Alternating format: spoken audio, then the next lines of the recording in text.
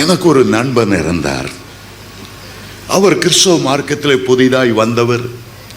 அவரை வழி நடத்தினது அவருடைய மனைவிதான். 3 நாட்கள் அவர் வெளியூருக்கு போய்விட்டு வீட்டுக்கு திரும்புகிறார். கதவு கிட்ட வந்து விட்டார். கதவை தட்ட போகிறார். அவருடைய காதில் ஒரு சத்தம், அன்ஹோலி அன்ஹோலி அன்ஹோலி, அசுத்தம் அசுத்தம் அசுத்தம். ஏன் இப்படி சத்தம் கேட்கிறது? அவருடைய மனைவி வந்து கதவை திறந்தாள். இவருக்கு திடீரென்று மனைவி மேல் ஒரு சந்தேகம் வந்தது. ஏதோ அசுத்தமான காரியம் என் வீட்டில் நடந்து விட்டதோ.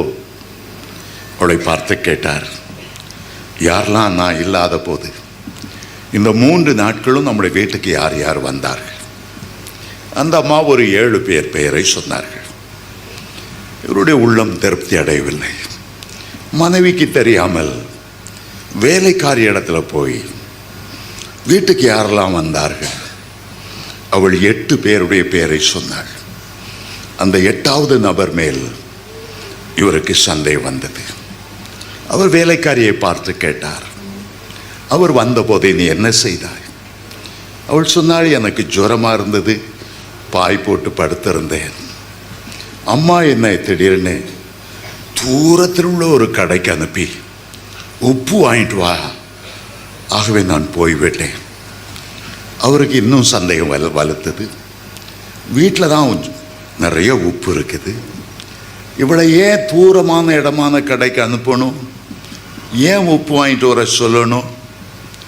அவருக்கு சந்தேகம் வந்து விட்டது. அவருடைய சிந்தனை குழம்ப ஆரம்பித்தது. பெல்ட்டை எடுத்தார். மனைவி அடி அடி அடி என்று அடித்து உரைத்து உண்மையை சொல்லி சொன்னாள். அவள் ஒப்புக்கொண்டாள் அந்த 8வது நபரோடு பாவம் செய்ததை. ஐயோ, அதிலிருந்து ஒரு கலக்கம். எனக்கு ஃபோன் பண்ணார், உடனே வீட்டுக்கு வா சார், என்னால் தாங்க முடியல. குழம்பிக் கொண்டே இருந்தார். என்னை கட்டிப்பிடித்து அழுதார். நான் அந்த ஃபேனில் தூக்கு போட்டு சாக போறேன்னு சொன்னார்.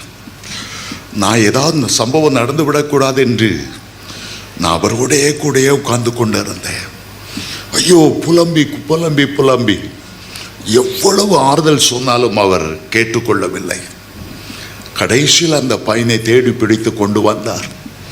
கையால் அடி அடி என்று அடித்து உரித்தார். அவனை போலீஸ் ஸ்டேஷனில் தள்ளி போலீஸ்காரர்களுக்கு தான் கண்ணு முன்னாலேயே அடிக்கும்படி பணத்தை கொடுத்தார்.